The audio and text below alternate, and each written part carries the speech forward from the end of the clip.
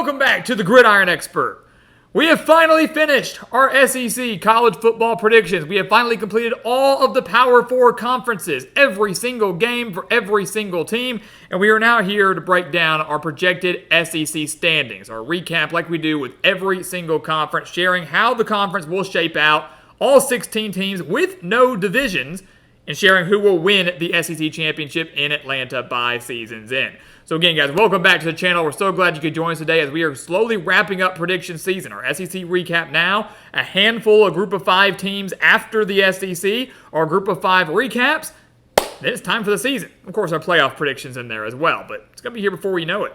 Please continue to like, comment, subscribe, share our videos, and check out everything down in the description below. That includes our website, thegridironexpert.com, home to those exclusive expert picks.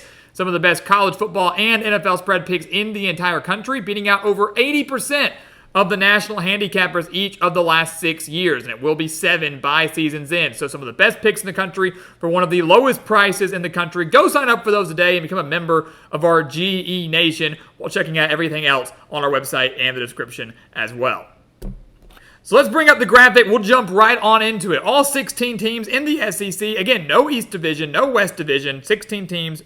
Top 2 go to Atlanta. And the top 2, in our eyes, are Georgia and Texas. And I don't think that comes as a surprise to many people. Definitely not Georgia, right?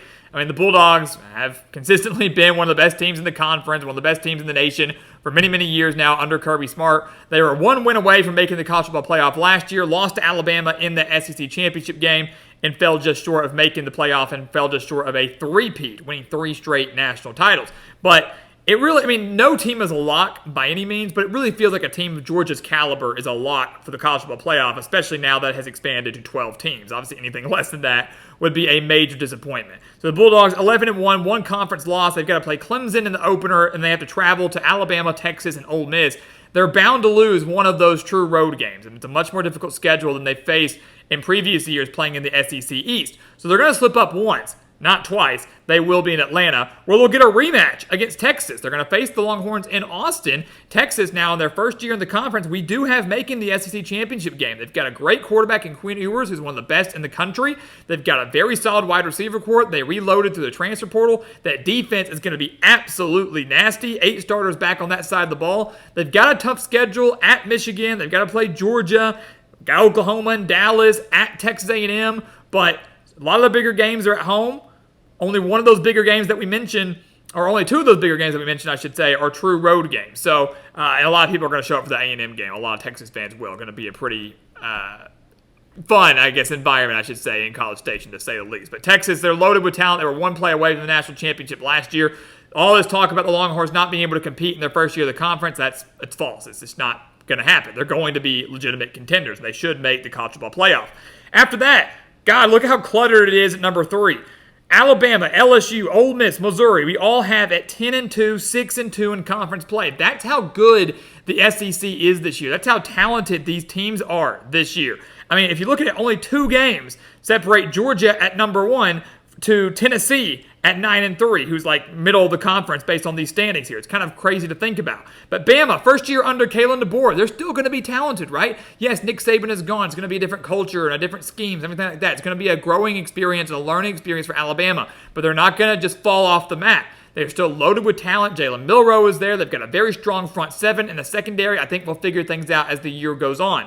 They have to obviously go to Tennessee and to LSU and to Oklahoma. They host Missouri. They host Georgia. So they've got a brutal, brutal schedule, but they've got the talent to win the majority of those games. 10-2 will have them right on the outside looking into the playoff. They'll have to sweat it a little bit on Selection Sunday, but they have a very good shot to get back in year 1 under DeBoer. Same for LSU. They're 10-2 in our eyes. We think they could start 5-0. Their toughest test in their first 5 games is going to be the opener in Vegas against USC. But they host Ole Miss. They host Alabama. Their toughest road games are probably Arkansas and A&M.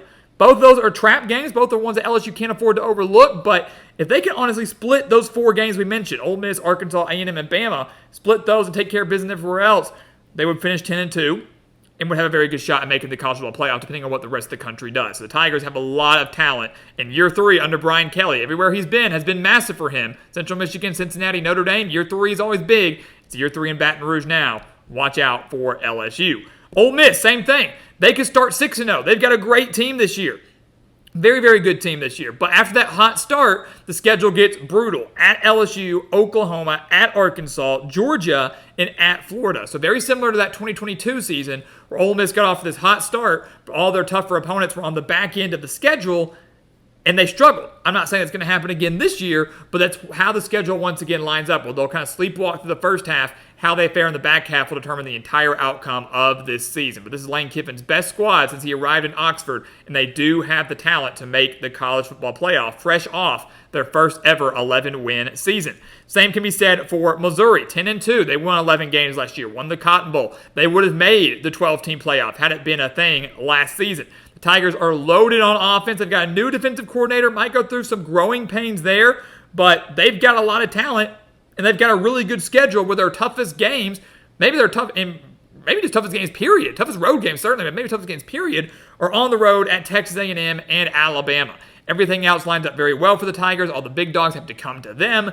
They've got a great lineup, and Missouri will find themselves in contention for the playoff this season. I want to say second year in a row, and it would have been had the 12-team playoff been there. So I like this Missouri team a lot. Tennessee, 9-3, another solid year under Josh Heupel. If this happens, they win 9 games. It's 30 wins in 3 years for his team. It's pretty dang good. The offense is going to be great. We know that. Nico Iamaleava has a lot of upside. What about the defense? Front 7 good, secondary, major questions. The Volunteers do have a tough schedule, a true test in week 2 against NC State that'll kind of set the tone for the season for the Volunteers. They get to host Alabama, though. That's massive. But they have to go on the road to Georgia and on the road to Oklahoma. If they can find a way to split those road games, watch out for the Volunteers. But a very tough schedule with a young quarterback and some questions in the secondary. Oklahoma, their first year in the conference, 8-4, not bad. The Sooners got a much more difficult schedule than Texas did. I mean, they really did. Tennessee, at Auburn, Texas, at Ole Miss, at Missouri, at LSU, and they get to host Alabama. Texas avoids a lot of the top dogs in the SEC somehow. Oklahoma did not. So the Sooners, they've got a young quarterback in Jackson Arnold who has a lot of upside. I love their skill position players. Running back, wide receiver core going to be very, very good. The defense going to be one of the best in the country. Maybe definitely one of the best in the SEC. One of the best in the country as well. The questions for them is quarterback play and offensive line. They lost all 5 of their offensive line starters from last year. They replaced a lot through the transfer portal, obviously. How quickly can they gel? You have to win at the line of scrimmage if you want to win the SEC. Oklahoma has questions there, especially on the offensive side. But regardless, an 8-4 season, their first year, might not be what Sooners fans want, but that would be successful, especially considering the schedule that they are up against. A&M is right behind them. Year 1 under Mike Elko. 18 starters are back for the Aggies in College Station. Their schedule's wild, man. They're bookends. They start the season at home against Notre Dame. They end the season at home against Texas, potentially starting and ending the year with 2 top 10 teams. They also host Missouri and host LSU. So how the Aggies fare in their big, big home games, all those games we just mentioned, probably going to come against top 15 teams. How they fare in those games will determine the outcome of their year in year 1 under Elko. They've got a lot of talent. He's a great defensive mind. If Connor Wigman can stay healthy, sky's the limit, I think, for A&M. They could be your surprise team in the SEC this year. We've got them at 8-4, which in a first-year head coach, new systems, everything like that, I'd consider relatively successful. After that, a bit of a drop-off. Kentucky and Auburn, the last 2 teams we have making a bowl game in the SEC. So a lot of teams missing out. What is that? 5 teams we've got missing out on the postseason. Kentucky at 7-5, owning the tiebreaker over Auburn because, yes, we do have the Wildcats beating Auburn this season in Lexington. They've got a transfer quarterback in Brock Vandegrift. 10 starters are back on defense. I like this Kentucky team a lot. I don't think they're to the point of beating the top dogs in the conference. They got to play Texas. They got to play Georgia. They're not going to beat those teams. But they can beat middle-of-the-pack teams like Auburn. And Auburn, it's a team that hasn't won more than 6 games since 2019. 7-5 in year 2 under Hugh Freeze, to me, not a bad record. Auburn fans apparently believe they should be national title contenders every year, which is absolutely ridiculous. It's just not the case. The Tigers we have going 7-5. That's improvement from last year. That's a winning record, which they did not have last year. They went 6-6 in the regular season. We've got them at 7-5. They're going to improve on both sides of the ball. We should see improvement in the passing game after they only averaged like 160 passing yards per game last year under Peyton Thorne. The defense has a lot of potential, should be a lot stronger. They weren't even that bad last year anyways. Auburn's got the talent, guys. They should start the year 4-0, but then after that, the schedule gets a lot tougher, right? Oklahoma, at Georgia, at Missouri, at Kentucky, at Alabama. Very difficult games down the stretch for Auburn, to the point where they're not going to win 8, 9, 10 games. They're just not. We have predicted Auburn's record exactly correct. Exactly correct. Got their record exactly right 4 years in a row. That includes last year when they went 6-6. The year before that, the COVID year. We've gotten those all right, and I feel very confident we'll do it again at 7-5. Got to have realistic expectations, which I know is very hard to do in the SEC. Florida at 5-7. They face the toughest schedule in the nation. 11 Power 4 opponents on the schedule for the Gators. And the month of November is just brutal. Georgia, Texas, LSU, Ole Miss, Florida State, all in the month of November. The Gators could get off to a hot start like they did last year. Started 5-2, lost their final 5. Same thing could be in the cards for the Gators this year. They have a solid team. The talent is there. The schedule just does them no favors, and this could be the end of the Billy Napier era in Gainesville if he cannot get them to a bowl game. Arkansas right behind them at 5-7. Still another team kind of like Florida, where I think the Hogs improved. They've got some talent. They got Bobby Petrino in as their offensive coordinator. They've got Taylon Green, the dangerous dual-threat quarterback from Boise State, DeQuinton Jackson, a good wide receiver core, a very underrated defense. Like, the pieces are there for Arkansas, right? But they don't really have the head coach to do it. Sam Pittman, not very great record, especially last year, and winning those close games, competing in those close games. Arkansas 4-8, had 5 one-possession losses, and they've got a tough schedule. They've got a Week 2 matchup at the Big 12 runner-up from last year in Oklahoma State. Their home schedule is great. Tennessee, LSU, Ole Miss, and Texas all having to come to Fayetteville, but if they can't win any of those games or can only win one, they're going to have to find ways to win on the road, and that's obviously easier said than done in SEC play. Arkansas and A&M, a lot alike in the sense of it's a big year for them. They've got the talent. We see the talent. A lot of top dogs are coming to their stadium. Can they take care of business at home? Can they defend home field? Arkansas does a few times, but not enough to go bowling. And I do think we see the end of the Sam Pittman era. After that, South Carolina, 5-7. I like Lenore Sellers. I like Rocket Sanders. The offense should improve. The offensive line was just riddled with injuries last year. That was their biggest issue. The defense, though, wasn't all that great. Shane Beamer's a fun coach, guys. I think the South Carolina team is going to be very competitive this year, but can they navigate the schedule? They're probably going to be underdogs in 7 or 8 games this season. Kentucky, LSU, Ole Miss, Alabama, Oklahoma, Missouri, Clemson. A lot of very difficult games on the schedule. They're not going to be favored in hardly any of those. Maybe one, if any.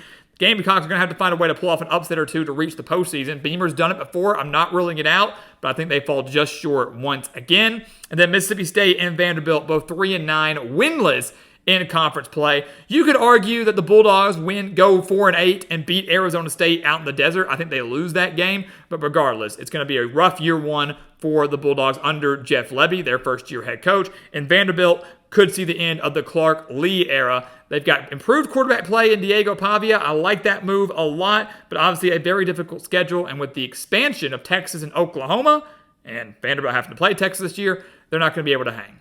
Commodores never really are able to hang. They're not able to recruit at the level these guys are. They're always the outlier in the SEC, and it's hard to watch, and it's hard to see, and you hate to see it, but it's going to be another rough year in Nashville. So with all that being said, those are your projected SEC standings. That's what we've got. Those are our 16 teams as we prepare to start moving on to the group of 5. SEC Championship in Atlanta, Georgia and Texas. A rematch of that game in mid-October. Georgia travels to Austin, and we believe Georgia wins that game in Austin. So in this rematch, can Georgia beat Texas again, or do the Longhorns get their revenge and win the SEC in their first year there? I think Georgia beats them twice. Georgia wins again. They are, to me, the best team in this conference from top to bottom. They've got the quarterback playing Carson Beck. They've got Trevor Etienne coming back, or transferring in, I should say, at running back. Always one of the best defenses in the entire country, and they are loaded on that side of the ball once again. Georgia is not perfect. We believe they're going to slip up somewhere this season, like we mentioned, with that difficult road slate, but the Bulldogs are still a national title favorite for a reason. They've got the best coach in this conference. They are going to reclaim the SEC after falling short last year. They will win the SEC championship, and now it's just a matter of what seed will Georgia be in the college football playoff. They absolutely will get a first-round bye. It will be one of the top 4 seeds. But will they be the number 1 seed, or will they be the number 2 seed, depending on what happens over in the Big Ten? That's really the only debate that we're going to have here. But regardless, Georgia wins the conference, clinches that bye week. Texas makes the playoffs, too. We'll have our official 12-team playoff prediction coming out very, very soon, so stay tuned for that. But the Bulldogs retake the conference, and begin their quest to reclaim the national title. So guys, as always, thank you so much for watching us here at the Gridiron Expert on YouTube. Make sure to continue to like, comment, subscribe, share our videos, and of course, check out everything down in the description below. Sign up for those expert picks over on thegridironexpert.com. The earlier you do that, the better it's going to be for you. The more money you're going to win with us, the better season it's going to be for you. The links for that, again, down in the description. Check it all out to become a member of our GE Nation. And once again, as always, thank you so much for watching, and we'll see you next time right here on the Gridiron Expert.